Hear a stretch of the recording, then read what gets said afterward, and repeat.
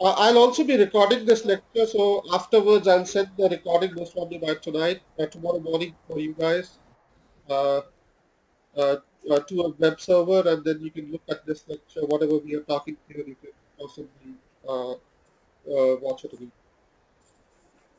All right, so far in various sections, what you have done is uh, basically,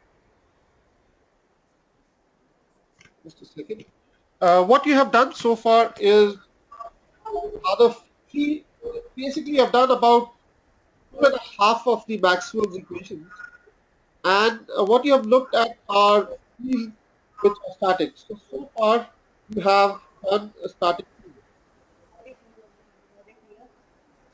Can you see my writing easily? Sir, Can you see what I'm writing here or no? sir, the text is clear, sir, but the audio is breaking. Audio is breaking, okay. Let Yes, sir. me speak a bit slower then. Is this better? Yeah, now it is Now okay. it is okay, sir. Okay. Dr. Simha, Hello. Dr. Simha, this is Dr. Sabinian. Hi, Dr. Sabinian. How are you doing? How are you? Quite good. Okay, nice to see you in this. I think your voice is just breaking, but text is clear. Text is clear. Okay. All right. So far, so I'll try to speak slower.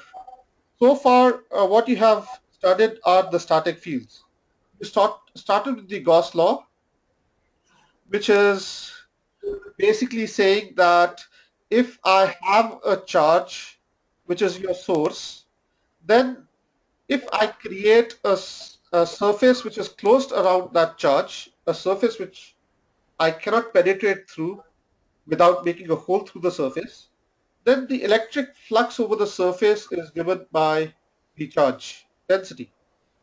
And you've also seen that this equation turns out to be that the divergence of D is equal to rho. This part here is your integral form, and this becomes your point form. This is a form which is present in every single point in the universe as we know it. We also looked at Gauss law for uh, magnetic fields, and that is something which you have always seen as even as a child. That if you take a magnet and you break it into two parts, you still get a north pole and a south pole, which means that the magnetic field, in scientific terms, has to close on itself. That the magnetic field is like a dog chasing its tail. It has to completely close on itself. It cannot diverge. And that's the equation you basically get, which is del dot B is equal to 0. The magnetic flux density cannot have any divergence. In high school terms, that is, there is no North Pole and a South Pole. And then you had seen a half of the another equation, which is half of the equation of a Maxwell's law. We haven't fully covered that part yet, at least in the first units, but we will over this week. And that is that if you have a current, then you create a magnetic field, and the magnetic field curls around the current.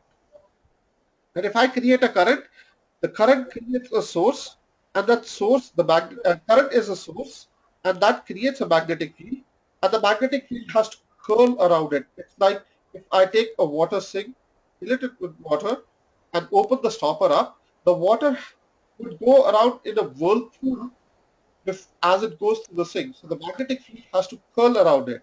And this equation became del cross H is equal to J in the point form, where J is a current density. If you look at all these equations are basically static fields.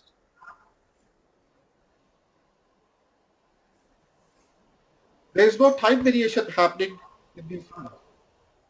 All these equations are static fields. There is no time variation.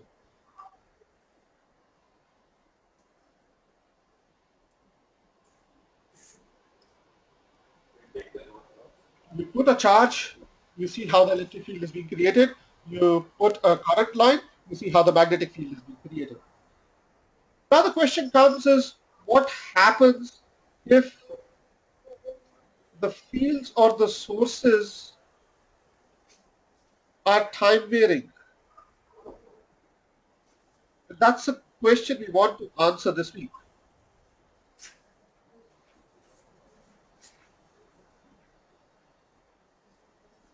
Let me let me show you an experiment, very simple experiment, which maybe some of you have done before. But let me show you an experiment, and from that experiment, we'll come to the next law. I'll just turn on my web camera.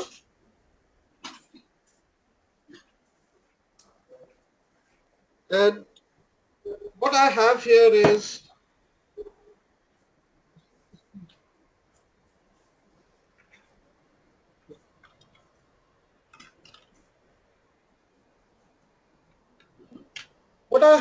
a aluminium can, just a simple green can, and some magnets. Now, normally you would think that aluminium and magnets are not attracted to each other.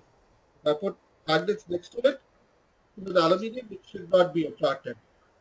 That's normal way we think about it, but that's actually wrong way. You have done probably magnetic materials before, and aluminium is a paramagnetic material. Its VR is just very slightly larger than 1. It's about 0.04% larger than 1. There is a very small attraction which happens when you bring magnet to aluminium.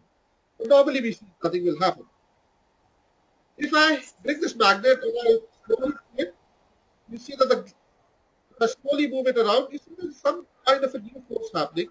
But if I start taking this magnet faster over this, you start seeing this aluminium can start to move around very quickly. Now, you'll start to see that this magnetic can, which is it has a very weak attraction to the magnet, not very strong, but the faster I move the magnet around it, the faster this starts to move. So this tells you the only thing which has now changed.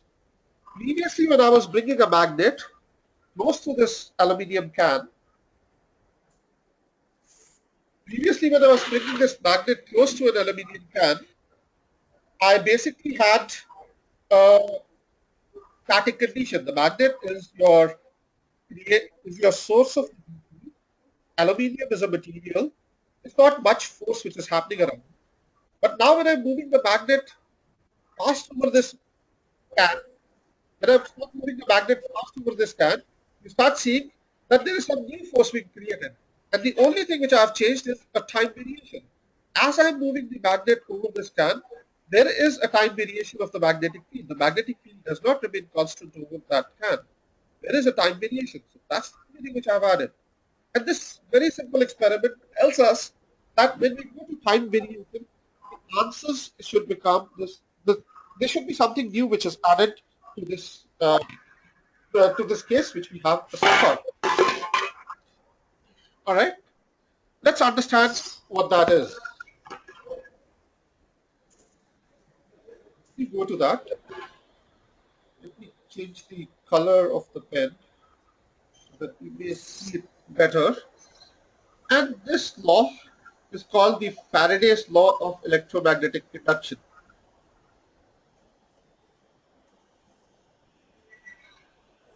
I'm just going to call it EM. EM stands for electromagnetic induction.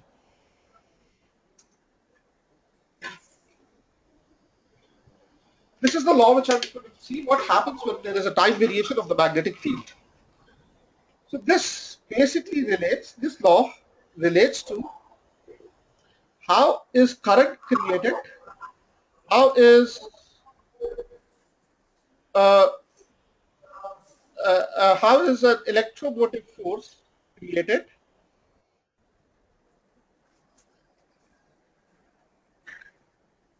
when I have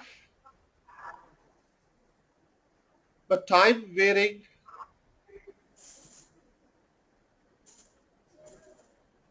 magnetic flux density. Ultimately, it's not the B which matters. What matters is the flux which you had calculated before to calculate inductances, the B dot ds.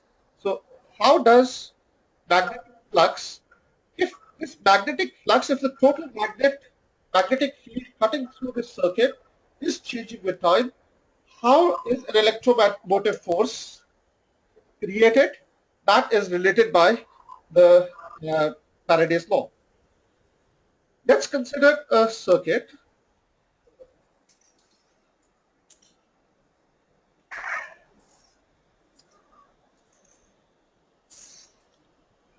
In a magnetic field.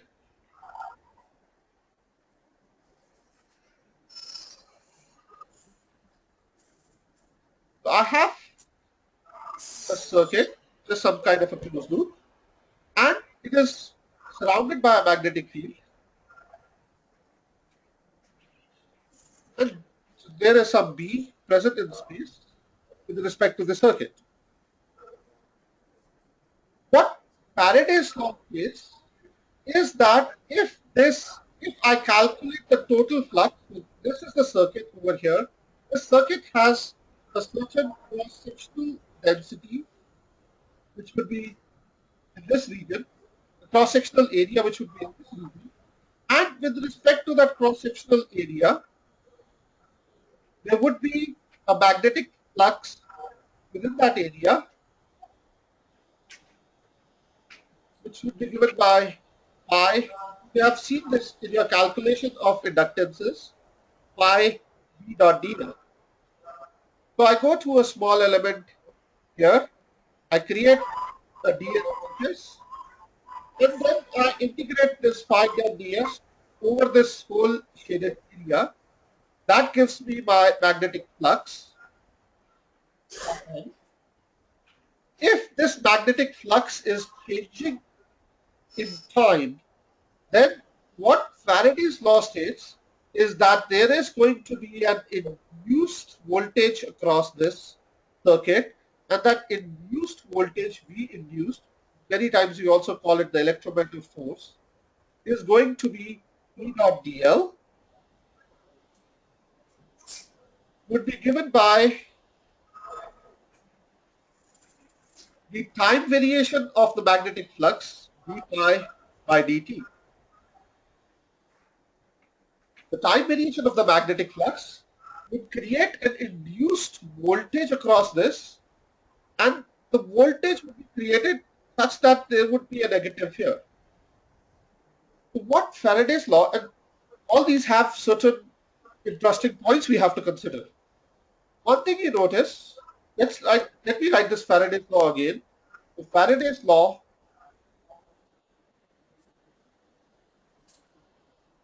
basically saying V induced is E dot dl across that circuit, and that is given by the time variation with a negative of the magnetic flux. And magnetic flux is B dot ds, so we can write this as minus d by dt, integral of uh, uh, integral of B dot ds.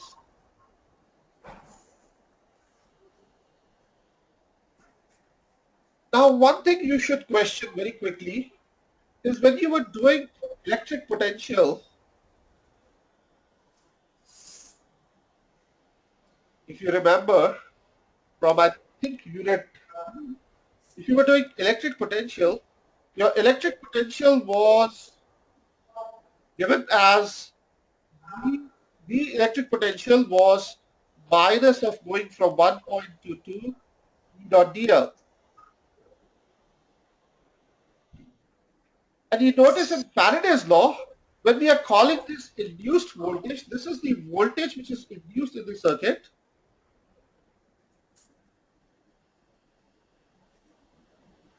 That induced voltage doesn't have any negative in the front. It is only defined as E dot dl over that complete circuit.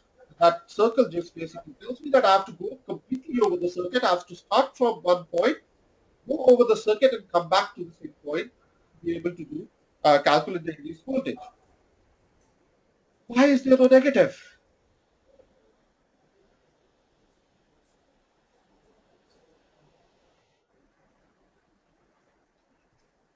Anybody who can answer, think about that?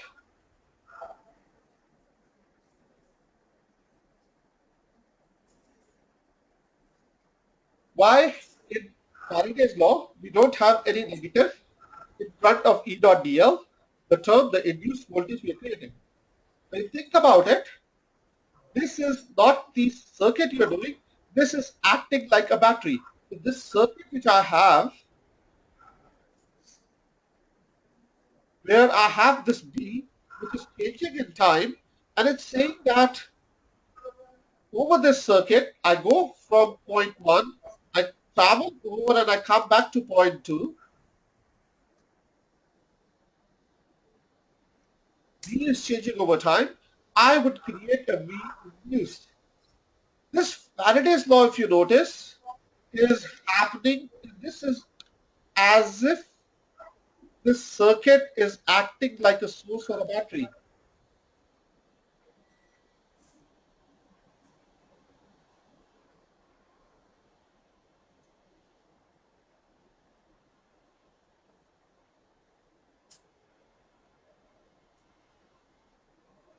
right? So the way this V induced has been calculated, as I have drawn it, if I took this and I attached another external circuit, let's say if I attach a resistance, a load across it, then I would start creating a current which would go in this direction. And to this load, it would look as if it was connected to a battery of this V induced. And thus IL would be V induced by RL. That's why we don't put a negative in front. Whereas when you are doing this calculation over here, this was the calculation done for how forces or how charges are moving in an electric field. This was the calculations which would be done for what would happen in a circuit. Whereas in Faraday's law, we are considering it to be the battery. So that's the answer to the first mystery why we have a negative here. Don't have a negative in the V induced term. The other mystery, the other question which comes is, what does this negative signify? And to understand that, we have to think of another law, which is the Lenz's law.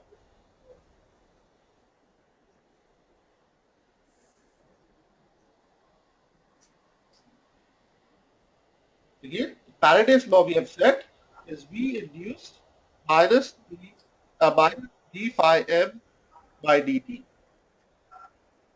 Lenz's law states that the induced voltage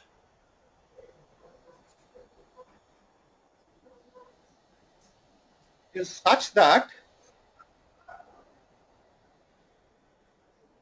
if a current is created, if I attach this circuit to an external load and I start creating a current, if a current is created, the current will induce the VP. Again, remember, current creates the source of magnetic field. So the current will induce V to oppose the change,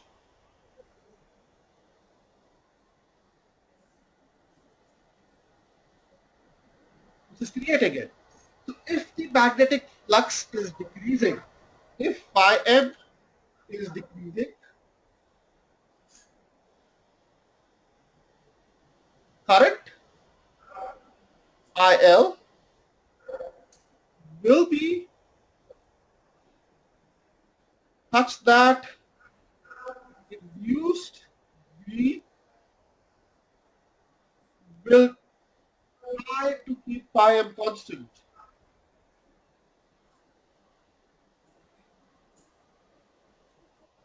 Obviously, it won't be able to, it will always lag behind it, but it will try to oppose that change. That's what this negative is. If you think about it, Lenz's law is nothing but a law, a restatement of the conservation of energy.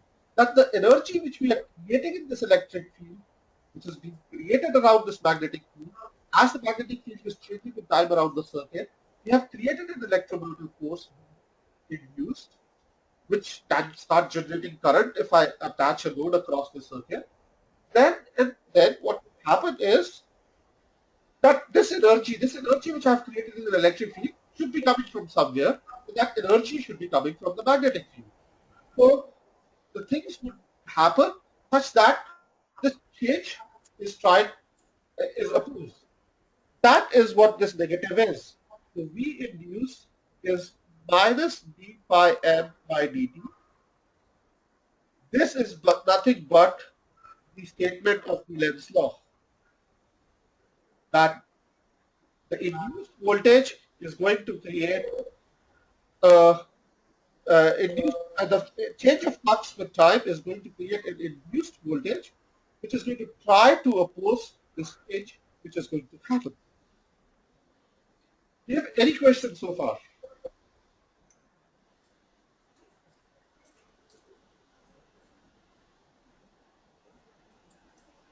Any questions or should I proceed?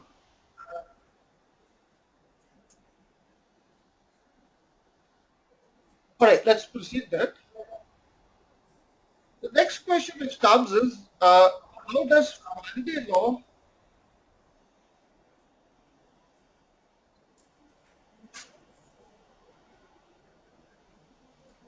compare with another law which you have probably done a lot in your circuits, which is Kirchhoff's voltage law?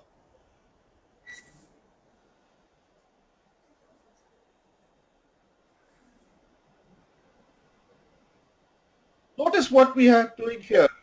We had a circuit.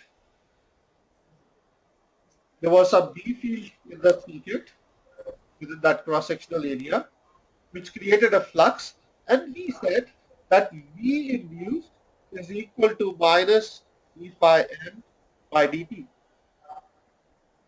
But Kirchhoff's voltage law states that if I go around a loop, the total voltage difference should be zero. Faraday's law states I can actually create a voltage across a loop provided there is a magnetic field and the magnetic field changes with time. KVL is nothing but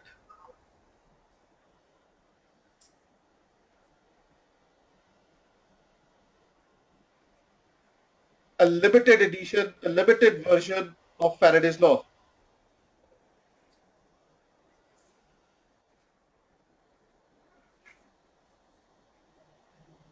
KVL is only true in circuits where there is no magnetic field or not there is no magnetic field, but even if there is magnetic field, the magnetic field does not change with time.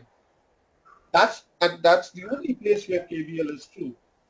As we will later on do some problems in waves and transmission lines if time permits, you'll notice that KVL can sometimes break down when, especially in high-speed circuits, when we start varying the magnetic field around those circuits. Also, you should notice from here that Faraday's law is not conservative.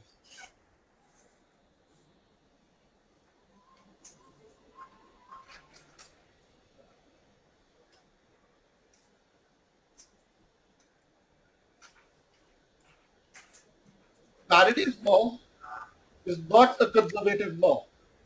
Conservative law means if you look at V calculation which we have done before, V minus V dot dl, going from 1 to 2, you would have noticed there that path did not matter.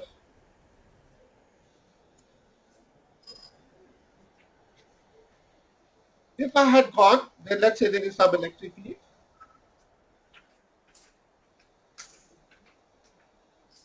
and I had gone from point 1 to point 2, it did not matter whether I went in a straight line or whether I traveled the circuitous path or any path I traveled.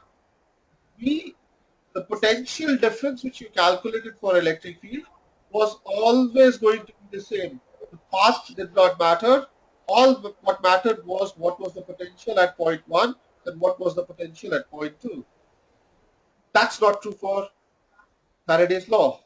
For Faraday's law,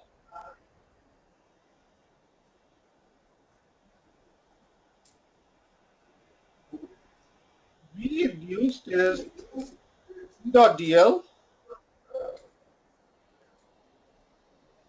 minus d pi m by dt. For Faraday's law, the shape of the circuit would matter too.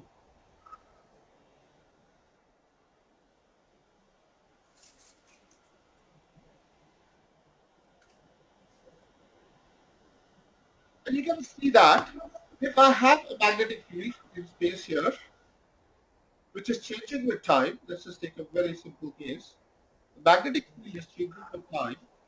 If I put a circuit like that, or if I put a circuit like that, I come to the same points. You notice here and here, the phi 1 and the phi 2, they are not going to be equal. The magnetic fluxes are not going to be equal, and there is no guarantee that the rate of change would be equal to. So this shape of the circuit would matter also, and the induced voltage you will get is going to depend on that shape of the circuit. So Faraday's law is not the conservative law. Kirchhoff's voltage law is nothing but Faraday's law, where magnetic field does not vary with time. Then let's now get to some nitty-gritties here. Let's get to some nitty-gritties of the maths of how I would calculate it. Let me ask you one question before that. Let's say it's a conceptual.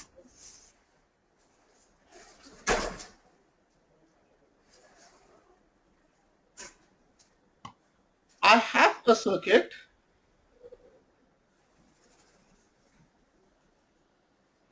the way we have drawn it, and I have some B field coming up outwards, coming out of this plane of the board. So let's call coming out of the plane to be Z direction.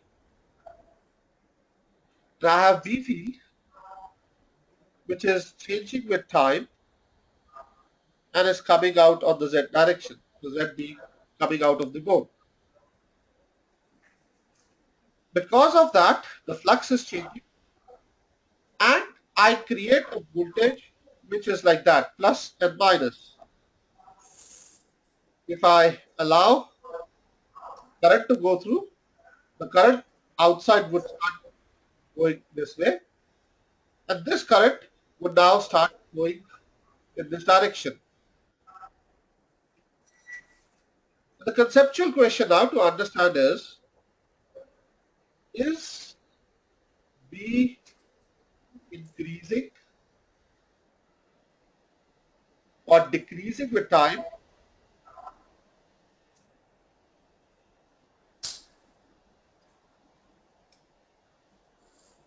for the direction of current I have shown?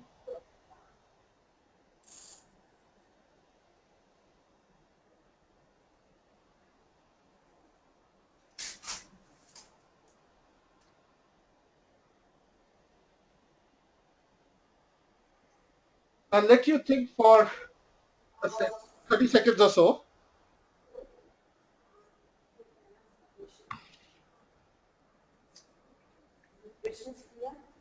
What do you think? Is B increasing or is it decreasing for the direction of current as is being shown? And again, remember, the induced current, the current which is going inside the circuit, should create a magnetic field B which opposes the change.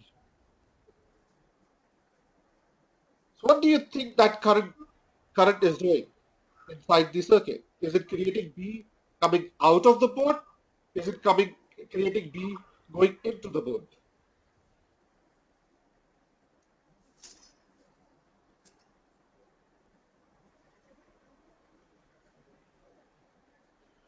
If you now notice, if I just use a simple right hand rule and I go through this loop, I have a circuit.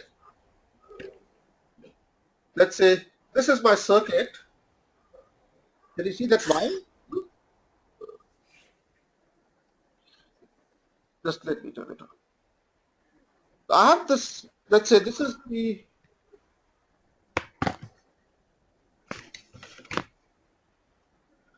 I have this loop around here. This is the loop of the circuit coming up. The current is going counterclockwise. If I use my simple right hand rule, what matters is how the B is coming in the area enclosed by that circuit. What is the area which is within this captured area?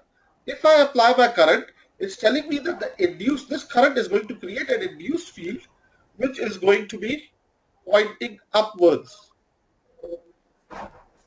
Because of this current, I put my thumb in the direction of the current, and because of that, and I make my fingers roll, make my fingers curl over that. Because of that, I start getting a B field inside. This is the induced B field due to the current which I have created, and that B field is coming out of that circuit too. So it's telling me that if I look at this circuit, if I look at this circuit, that the induced B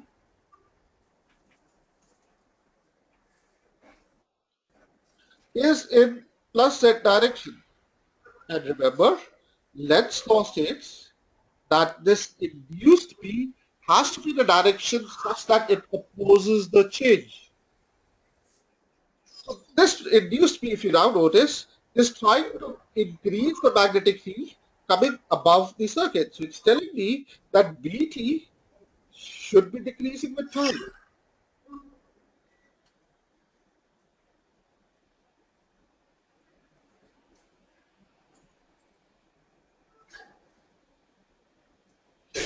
B field which has been created, but if B of t was decreasing with time, if that magnitude was decreasing with time, the flux was decreasing with time, a current has been created which is trying to strengthen that field up again, is trying to oppose that change, is creating a field in the same direction of my original field here. That is your understanding of the Lenz's law. Lenz's law would always do that. Now for problems which we have to solve in these cases, we have to always think about these Lenz's law. We have to always think about the Lenz's law, and many times it's not very clear whether the Lenz's law is. It becomes slightly difficult to think of whether the field would increase or decrease, whether the current would go clockwise or counterclockwise. So there are certain mathematical rules we can follow, and those mathematical rules allow us to always get to the right answer. This is not in your book, but it's a trick which I have learned and I have always used. And this is the trick. And this is a convention which I always use.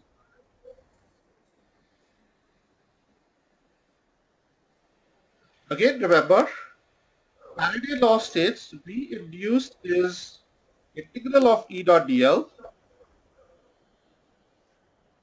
is minus d by d pi m, which instead was B dot ds over the surface. What we are really interested in is, if you notice, is this dl here. This is the direction of the current which is going to flow.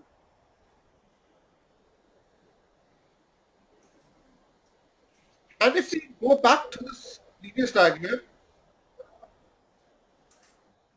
if I go back to the previous diagram, what you notice is that the current direction inside the circuit is from negative to positive like in a battery. Please always keep this in mind that the Faraday's law is like battery at the end of the day. And the current direction here, the direction of current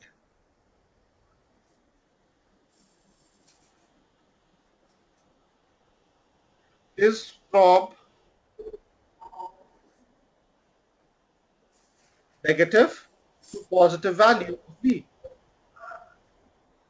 On the outside circuit, when I put a load outside, then the direction of current is from positive to negative. But within the region where I'm applying Faraday's law, the direction of current is from a negative to positive, just like you have in a battery or in a voltage source. So what we are interested in is creating some kind of a thumb rule, and if you follow it up, the answer will always come out, and I don't really have to think of conceptually where the Faraday's law, whether the Faraday's law is applicable, whether the lens, how the lens law is going to be obeyed. So if I look at this integral, I have dl.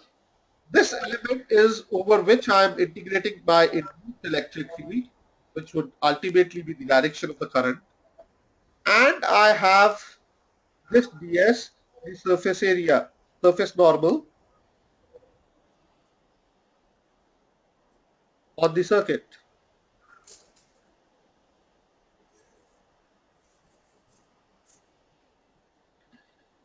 A good convention to follow is direction of current is always counterclockwise,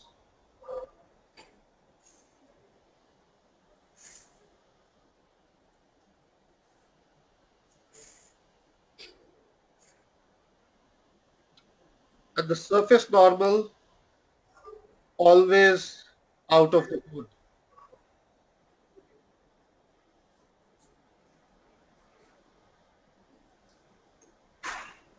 And always keep this dl when you have a circuit, always keep the dl counterclockwise,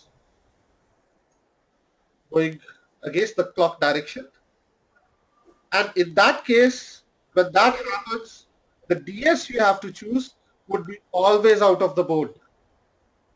If your assumption was wrong,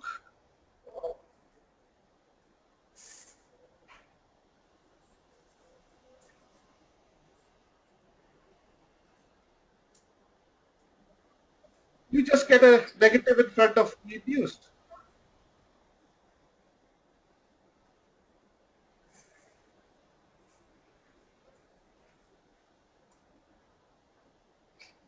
If the Lenz law stated that the current direction should have been opposite of what you did or what you thought of, well, all you're going to get is that the VPs you're going to calculate is going to end up having a negative in front of it. That means everything, right? Negative actually has a lot of physical meaning. And this is a physical meaning which is forgotten by many people. Whether you pay Sona Technology your tuition to come in and study, or whether Sona Technology pays you money to come and study, is only a matter of a negative. The difference is only a negative. But I hope you agree with me, that's a huge difference. So always when I'm trying to solve these problems, I always just do this. I don't think through it too much, especially when I'm sitting in an exam and trying to do it. I always keep my direction of current to be counterclockwise. That's the direction I'm going to call uh, my induced voltage to be. And with respect to that, I always get my ds to be pointing out of the board. And this relationship is again basically related by your right hand thumb rule. The fingers are pointing in the direction of dl, the thumb is pointing in the direction of ds. All right. Any questions before we start doing some examples?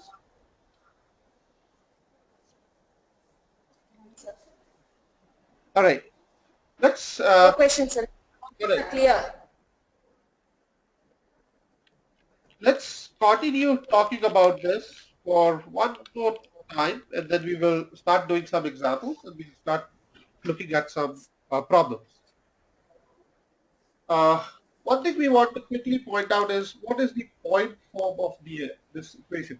Point form, and this is a form we are going to use a lot when we start doing waves. Point form of Faraday's law.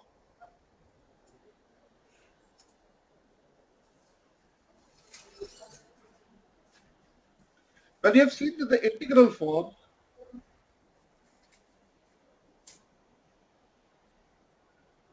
B induced is E dot dl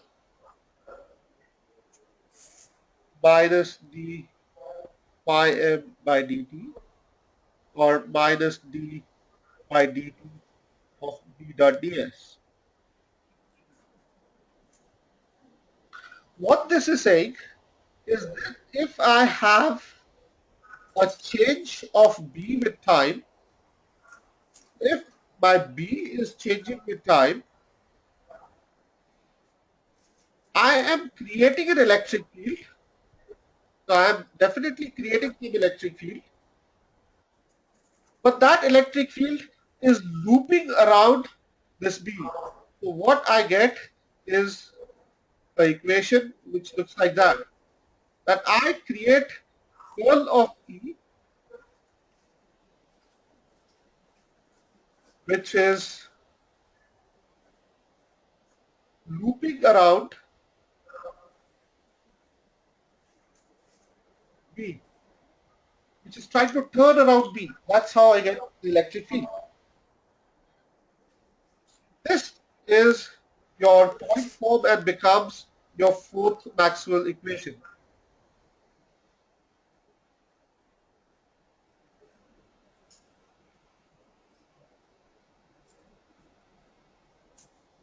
This becomes your fourth Maxwell equation, one of the most important points in history of physics, and we'll talk about more that tomorrow.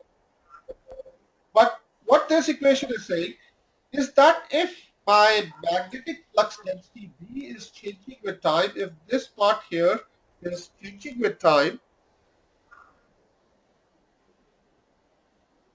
if my magnetic flux density B is changing with time, then I create an E field, and that E field, this operator is basically your curl operator. That E field is going to curl around this B field. This E field is again the example I gave you before, is like I take a sink, I fill that sink with water, I remove the stopper. How would the water flow? The water would turn around as it falls down. It's not just going to diverge into the sink, into the drain of the sink. It is going to actually start to turn around like a whirlpool as it goes down. So I create a curling field around this region.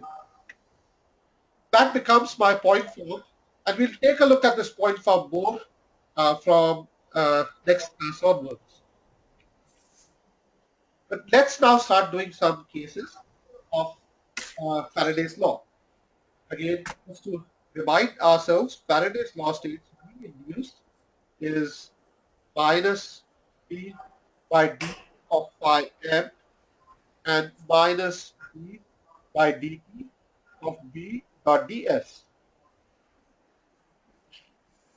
Now, if you notice here, there can be multiple things which can be happening to change phi m.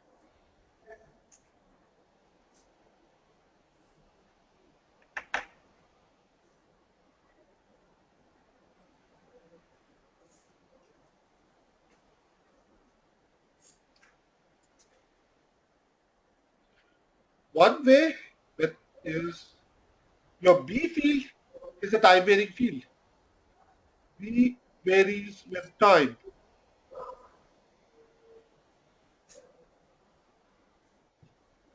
Right? If I have this B field and B field varies with time, then I would definitely create d by dt of B. That would definitely exist, and I should create I should create a reduced voltage or a reduced electromagnetic force. Well, it can also happen if the circuit is moving.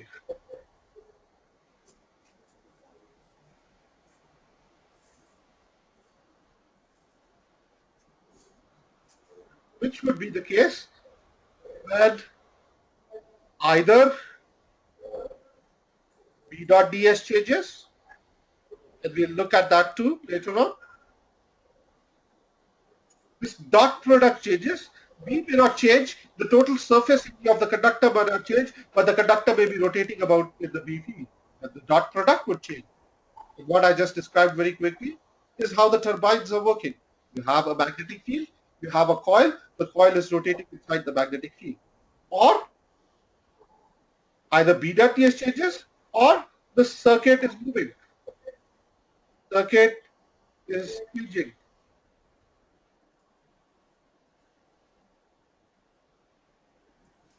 Both of these cases would create electromotive forces. Both of these cases would create a change in fire.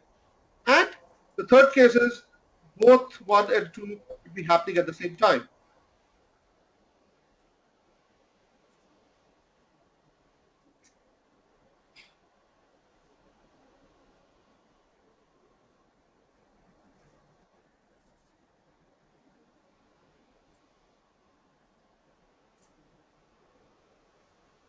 When B varies with time, we call it transformer EMF.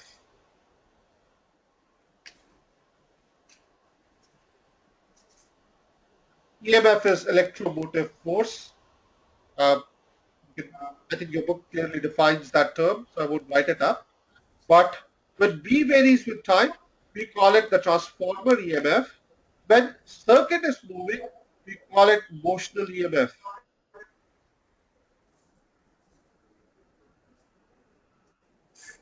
And when both 1 and 2 are happening at the same time, it has both components of transformer and motional.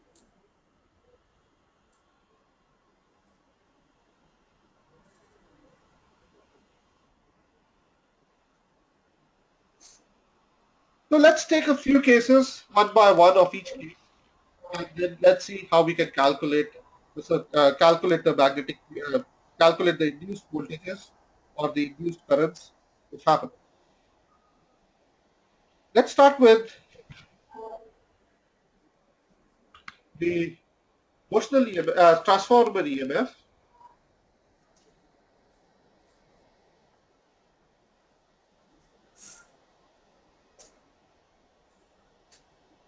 B is with time, but circuit is constant.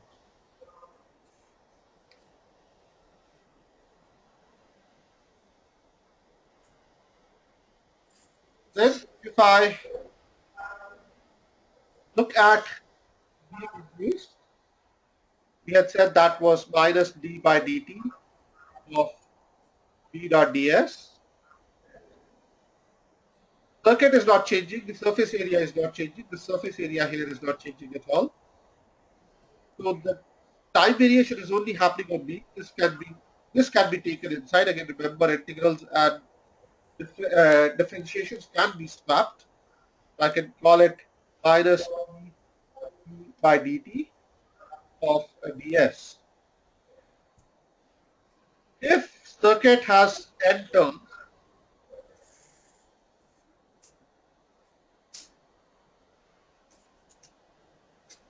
and normally that is going to be the case in most of the applications we see around, whether it's a turbine application or whether it's another source we create.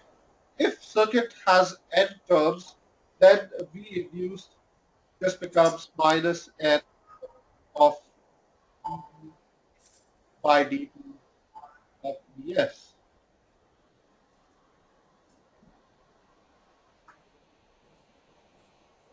Let's consider a simple example.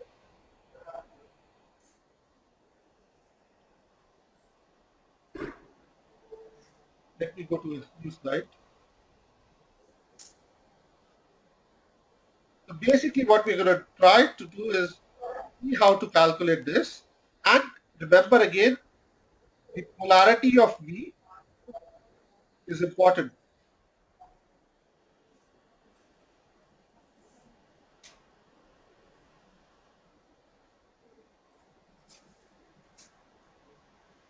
That this polarity of the induced voltage is important. Otherwise, you break the conservation of energy, you break Lenz's law.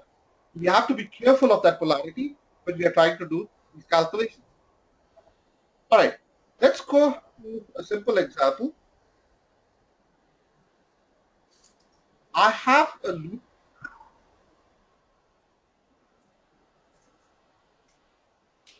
It's basically just a circle of radius A, and B, it's a uniform B field. B is in Z direction coming out of the node.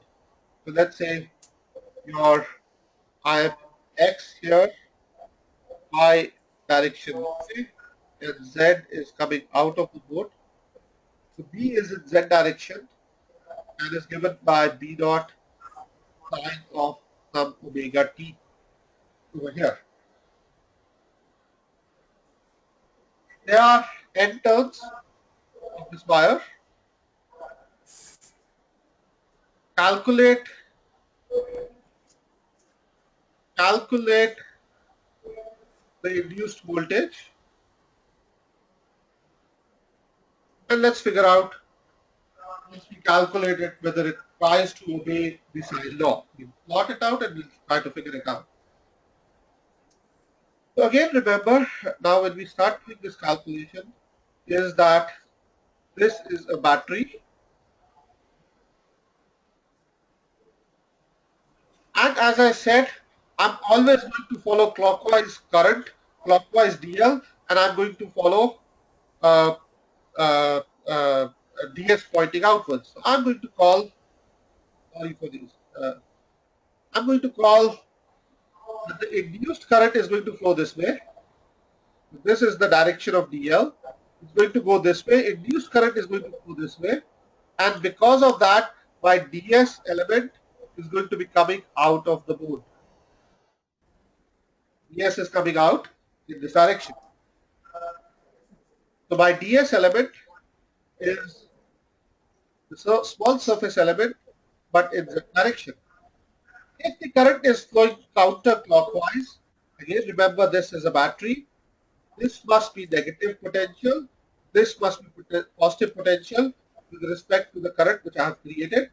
So that if I connect a load across these 2 points, then the current outside would flow from positive to negative. This is where I get induced.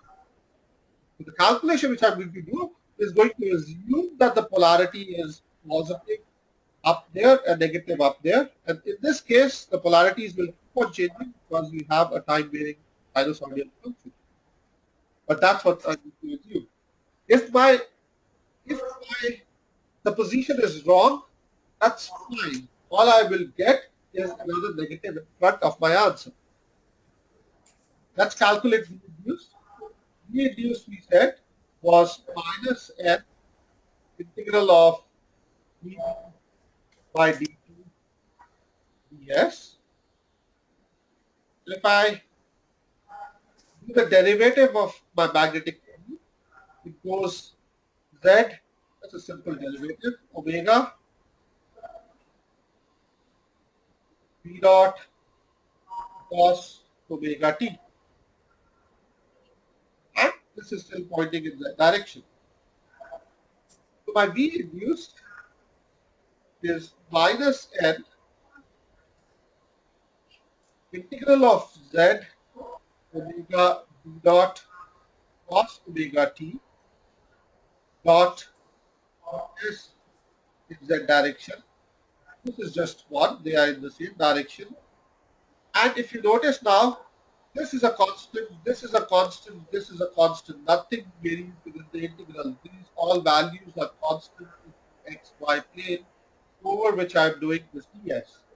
So this integral turns out to be minus n omega b dot cos omega t are all constants. I can take it out of the integral, and my integral is nothing but integral of ds.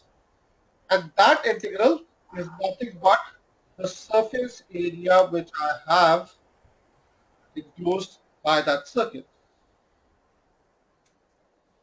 I will let you think about it for a second before I write the answer on the next slide.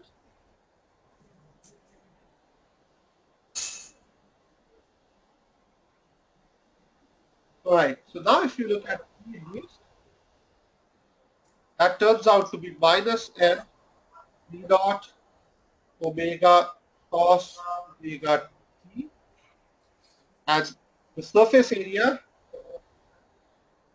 This integral here is nothing but the surface area enclosed by that circuit, which would be nothing but the area of that circle. That would be pi a square.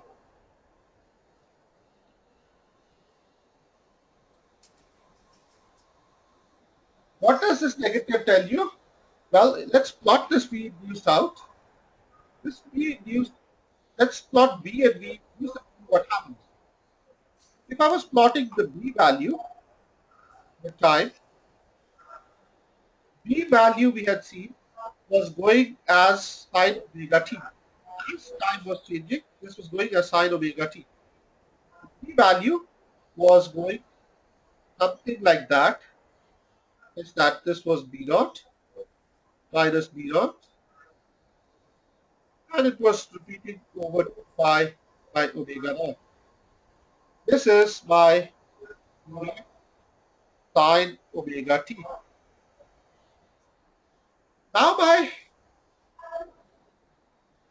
you now look at, can you see my screen? I'm not sure whether, can you see my screen?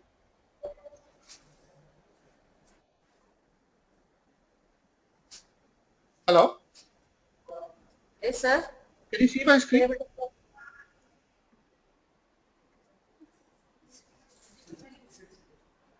So I can get you. Can you see my screen clearly? Yes, sir. Can able to see. Okay, all right. Okay, let's see that. So now if you notice, let's think it through physically and let's see whether our answer makes some sense. Well, if in this region here, B field is increasing. So when I go from this point to this point, B field is increasing. And remember, B is coming out of the board. So my induced current should be such that the induced magnetic field due to that current should be going into the board in this region over here. Let's plot this function. Uh, let's plot this function over here. And if you notice, this function is going as cos omega t, but with a negative. If I plot my cos function goes something, cos function goes like that.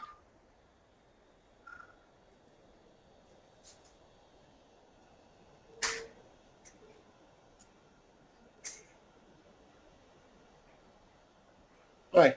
Cos function, if I plot here, cos function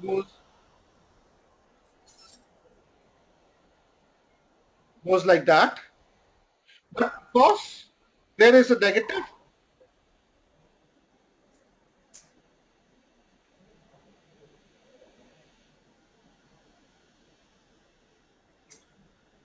because there is a negative in the front of it, if I plot this negative, what I would get is a mirror image of that cos function. So instead of having a cos function coming up, I would have a cos function which starts, this particular function would start from below and then it goes up at this place and then it comes down and so forth and so on. Well, what do you notice here? You notice that when this is increasing, B is in the negative direction. That induced voltage, the B induced, is such that it is in negative Z direction.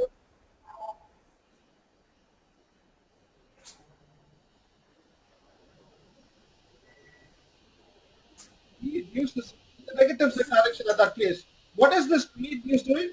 As this is increasing, as B is increasing, this is trying to oppose that change. And remember again, the highest slope sine function has is right here. The maximum opposition which the induced current is going to do is right at 0 point. That's where the slope of a sine function is equal to 1. And that's where we see a maximum induced voltage. As you go above, as this B field starts to decrease, now the induced current is now going to be such that it creates a B induced in this region, which is now in positive Z direction. it's now trying to oppose this condition over here. My maths has automatically taken care of that. But Lenz's law here is being completely obeyed. Any questions on this Lenz's law?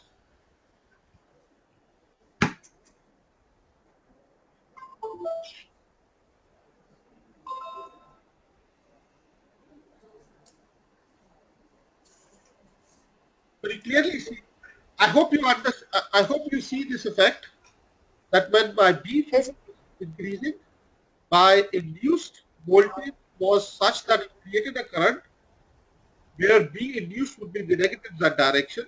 When B field started decreasing, my induced voltage was such that it created a current which would create B induced in the positive z direction, trying to stop this change. And if you notice another thing, you notice that there is a lag which happens.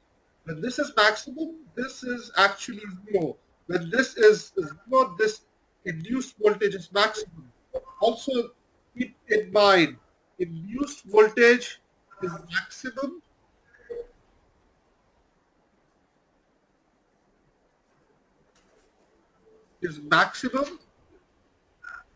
where the slope of B is maximum. I'll give you some quizzes later on in this week, which will try to test your understanding of this concept. But induced voltage is maximum, where slope of B is maximum, not where B is maximum in itself. Slope of B is maximum. And induced voltage is always trying to oppose that change. All right. With that in mind, let's do one more example, maybe slightly more difficult than this. Let's see if we remember our other concepts too. What I have here is a current carrying wire and a circuit. Let's just say it's a rectangle. It has a width W and a height H. And let's say this is placed some distance away. The current is varying with time, I naught sine omega t.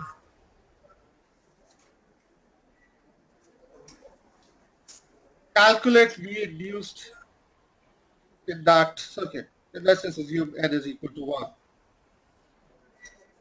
Sorry, my computer is giving me some issues right now.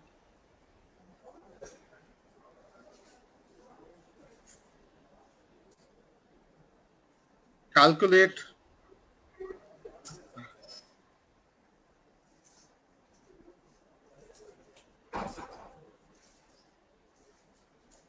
V induced in this circuit. So what should I do first? Well, I have a source. The source of the magnetic field is this current I. Let me change the pen color. The source of the magnetic field is I. And I can apply Ampere's law. I can go to a distance, some distance r, and around that region I can create an Amperian circuit, and I can use Ampere's law to calculate the value of B at some arbitrary point within the circuit. What do I have to do? I have to calculate what is B dot ds within this loop which I have. So I should first have to be able to calculate B. The first step is to calculate. The first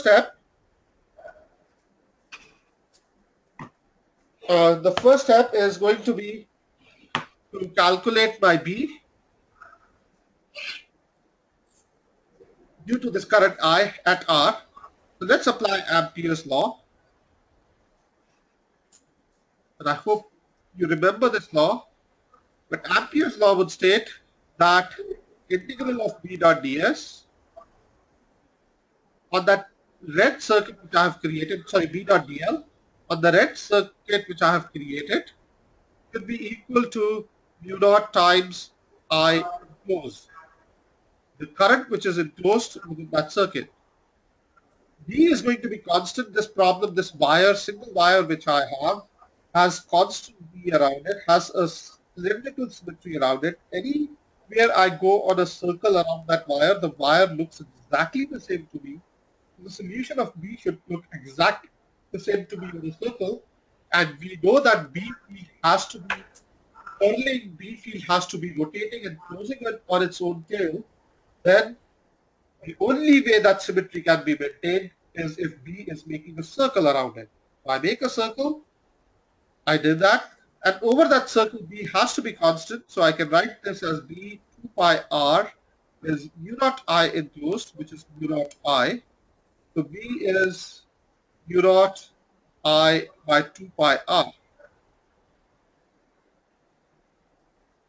That becomes my calculation of, that gives me the value of B. And which direction would this B be going in? I have the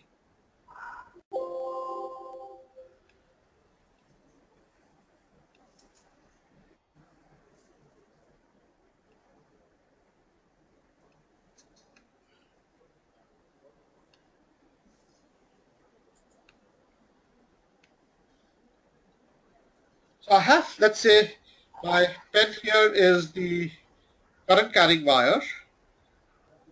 The plane of the paper is the plane of the board now. My, my thumb points in the direction, B points this way. So as I see in terms of that circuit, in this place over here, I know B has to be pointing inwards. B has to be going into the function, into that structure there. That should be the direction of B. If I call coming out to be positive Z, then B value should be mu naught I by 2 pi r in minus Z direction, where Z is coming out of the board. And I still want to keep that because I want to use the relation and never have to change that relation. So this gives me the value of B. Now what do I have to do? For the very same circuit, I have the current I coming through. I have my circuit over here.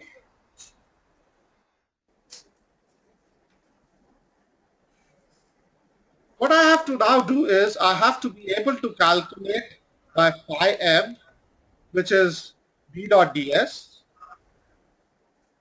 over the complete circuit, over the complete surface. And this surface is going to be this shaded part here. That is the surface which is enclosed by the circuit. Again, I need to choose the direction of ds, and I am going to assume by rule that my induced current is going to flow in this direction. My induced current is going to be counterclockwise. So that tells me, again, remember, going from negative to positive. So my V induced should be positive to negative this way, and ds should be pointing upwards. So ds should be going in z direction.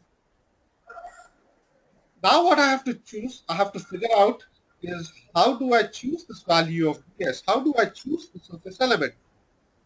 We have already calculated b. If you notice here, we have calculated b at an r value. If you notice the value of b, whether it is that point, or whether the point is here, or whether the point is here, or whether the point is here, anywhere on this line, my value of b remains same.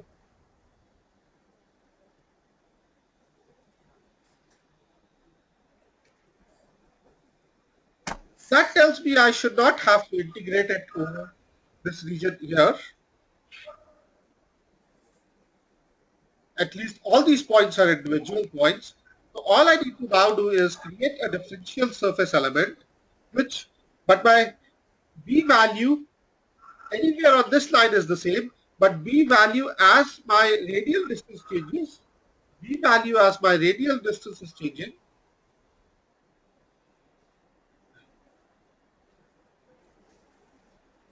Sorry,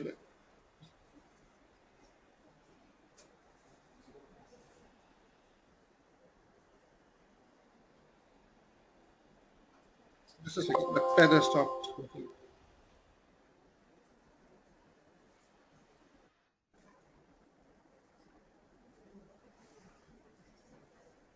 My B value, as this radial distance is changing, is going to vary. So I have to create at least a differential element in the radial distance. So I should put an element which is looking something like that. Let's again call this to be x direction, going up to be y direction, coming out of the board to be z, which we had already chosen. That tells me that this differential element, this ds element which I have to choose, has to be equal to dx multiplied by the height h. Let's say this was height h and this is w, multiplied by height h. That would be the shaded area of that blue line. And if I was putting a vector, then this ds element has to be in z direction.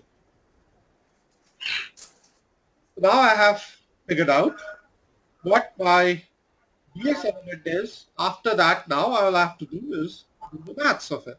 Just start solving this problem. So phi m now is going to be b. B we said was mu naught I by 2 pi r,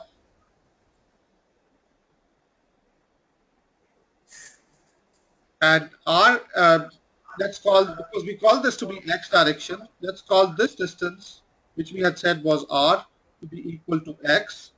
We can call this as mu naught I by 2 pi x into ds, and the ds we had said is h dx in z direction, and b we have said was in minus z direction. So I should say there's a dot product here, and I should have minus z direction in front of it. All right. So my phi m turns out to be, what do I have to do for x? I have to take x from this point over here to this point over here. As I move this x value from one edge of the circuit to the other edge of the circuit, I keep on making the small surface, I keep on making small differential surfaces, and I keep on adding the total surfaces. So x has to go from W to, sorry, from A. We had said that this circuit was A away to W plus A, and this is mu naught I by 2 pi R.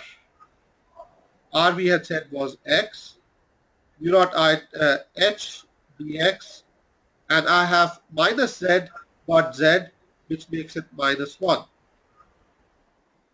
If you notice now, all these terms are constants, and the only thing which varies is dx by x, and that answer would be, that integral would be just nothing but natural log of x.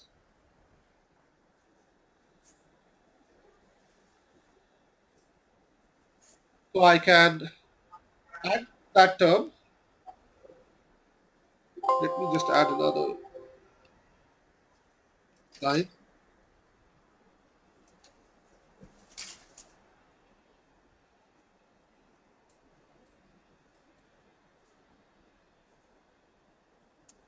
Sir, I have a doubt. Yes, Sir, in this H dot dl is equal to I, we are calculating the value of B over the loop L, right, sir? yes. We are calculating the value of flux over the complete loop. So here the value of B is equal to mu naught I by 2 pi R is the value of B along the loop DL, the length, the loop, right? Yes, So I have a doubt. We have learned that the flux density will be taken for a cross-sectional area. yes. Here we are taking it for a loop, for a No, differential length. we're not taking So it. we can convert it from area to length and then we can multiply it by the surface area. Is that way you have proceeded? No, that's not the way I proceeded. Let me just, let me see if my, sorry, my battery was running out, so that's why I was not able to write so well. It's still not charging. Okay. Okay, let me redraw this picture. Let me redraw this picture to help you understand. Let's see if you can understand that. I have some current I going here,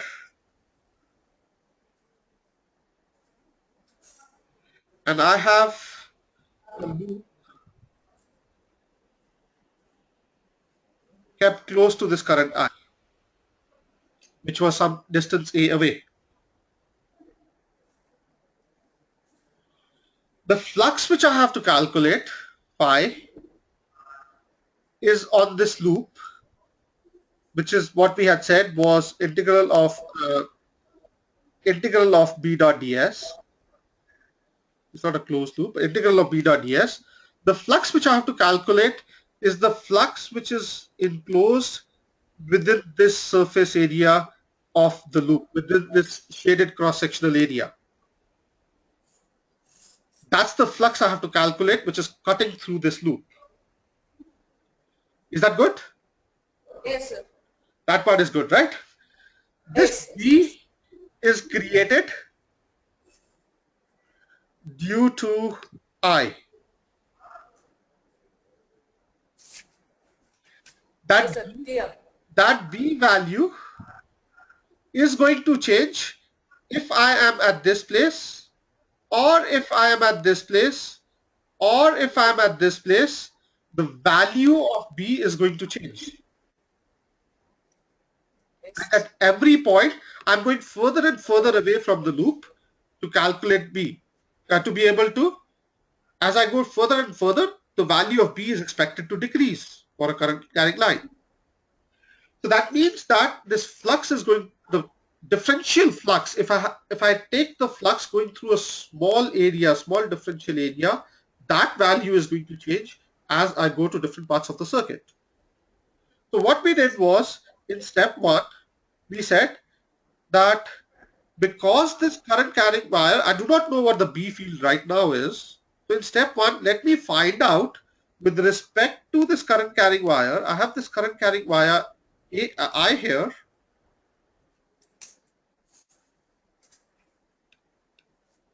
I have this current carrying wire I here. Let me just go to some distance away from it and let me figure out what the flux density B. B is, or I think your book may have called it magnetic field, magnetic field. But what this value of B here is. So let me go to a point P here, some point P, and what is the value of B at that point? And this P is some arbitrary point I chose within that circuit element. Now we're saying, okay, we have to calculate that B. We have two methods to calculate the B. We have Biot-Savart method, or we have the Ampere's law. This is a problem which has the Amperian symmetry. So I can use Ampere's law very quickly. And if I use Ampere's law, then my solution becomes easier. So basically, I created an Ampere loop at a distance r. And I said by that Ampere loop that B is mu naught I by 2 pi r. Right? This is your Ampere's law. This is your Ampere's law. Yes. Yes, But of course. what I have to calculate is how much flux is present within this shaded area which I have. And this shaded area has a symmetry, has the shape of a Cartesian coordinates. It's a nice rectangular shape. Cartesian coordinates would work much better than the radial coordinates which I'm using here. And that's fine going from one coordinate system to the other. So what now I want to do is, let's say I want to use Cartesian coordinates. So let's call this x. Let's say this direction was y and this direction is z. This was the arbitrary r distance which we said, but I have to integrate it over this shaded area. So I have to integrate it in terms of now x, y, z coordinate system, because that's what I'm wearing. So we said, okay, let's call this r to be equal to x. So I'm calling this r to be equal to x. And at that point, I am creating a small differential element of ds. This is my ds. Because I have to integrate b dot ds on this Cartesian coordinates, I should now represent b in terms of Cartesian coordinates. In terms of Ampere law, this B would have been, if I was putting a vector, this B would have been in the phi direction, in the direction of my angle, the azimuthal angle. Now, if you notice, in this specific case, B is cutting into the board. So in this new coordinate system which I'm using, I would now call B to be mu naught I by 2 pi x in minus z direction. It is going into the board. I have called the direction up to be plus z. And what I have to now do is, well, I'm calling this distance to be x. I have to start from here, which is x is equal to a. And I have to go to this point, which is now x is equal to a plus w. Going from here to here, if I take the small differential element, when I have x is equal to a, I create a differential element here. I move it a little bit, I create another differential element. As I keep on doing this, I keep on filling the surface up, and I keep on doing my complete integral. That's the integral I'm trying to do. So flux phi m is going to be b dot ds over that loop, over that surface area of the loop. B we had said was mu naught I by 2 pi x in minus z direction. And ds I have always said, just as a convention, I'm always going to call this direction to be my dl direction of the current. This is my I induced current. This is how the current is going to flow. This is what I'm going to call B induced direction. So that if I apply a load outside, the I load flows from plus to minus. And in that case, ds would always be pointing out of the board. And this is a convention I'm always going to use so that I do not make errors in my thought process. And this convention works very well. So this becomes ds dot z. The ds is coming out of the board. What should my ds be? B in this area here does not change at all. In this line, B does not change. So I do not need to integrate in y direction any at all. So I should only be integrating in x direction. So my ds now becomes h times dx. Height, let's say this is height h times the width which I have dx, and this is going to be in positive direction. My phi m is now mu naught I by 2 pi x minus z dot z is minus 1 h dx, and x has to go from a to a plus w. Is that clear? Or Clear, sir. okay, good. I think we are about finishing time. So I'll just quickly just go over this. Just let me just in 1 minute go over the problem, and you can do the maths afterwards. Afterwards, it's a simple differentiation. So now if I look at my phi induced, if I go back to my term, this term here are constants with dx. All I have is dx divided by x, which is natural log of x. Substitute the terms, I get natural log of a plus w by a. So I get mu naught I by 2 pi h ln of a plus w by a. And v induced is now minus d phi by dt, sorry, minus d phi m by dt. This is phi m magnetic flux density, not magnetic induced. Sorry for that. But v induced is minus d phi by m by dt. So that just becomes minus mu naught h by 2 pi ln of a plus w by a d by dt of I. And you can substitute the value of I to get the value of V induced. And in fact, if you notice, this negative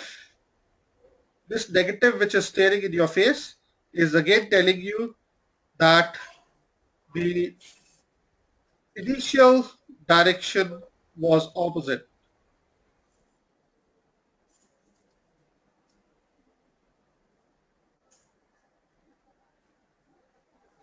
That the initial direction which we thought that the V induced would be plus on this side and minus on this side, well, it's going to be opposite of that. But the maths will take care of it.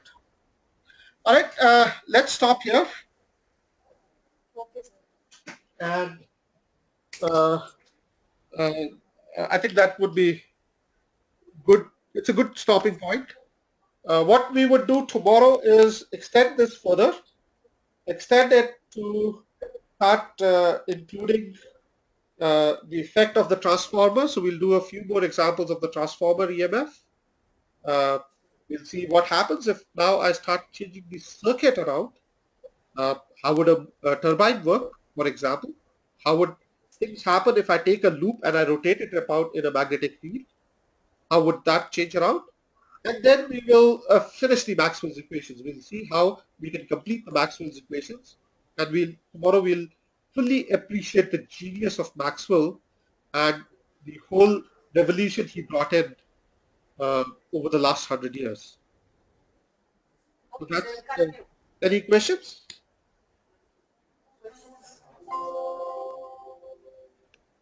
Any questions? No questions, sir. The concept is very clear. All right, thank you. I will see We you need to. tomorrow at the same time, and Yes, sir. let me know if my like. Please let me know. You can send it through email if the lectures are coming out clear, or if I need to slow down, or if I need to fast up. Because I have to figure out where the standards are, right? So please let me know Yes, if. sir. The way is clear and it is clear to all, sir. It is Uh, the same way how we have. It is clear. The concept is clear, and I think we can able to get the same video here also. I think, sir. The recorded videos. yes, I will be able to. Hopefully, I'll be able to send those recorded videos out by tomorrow. Like I'll give it to Heather, and she will be able to put them up somewhere. Okay, sir. Okay, tomorrow we'll start the session. All right.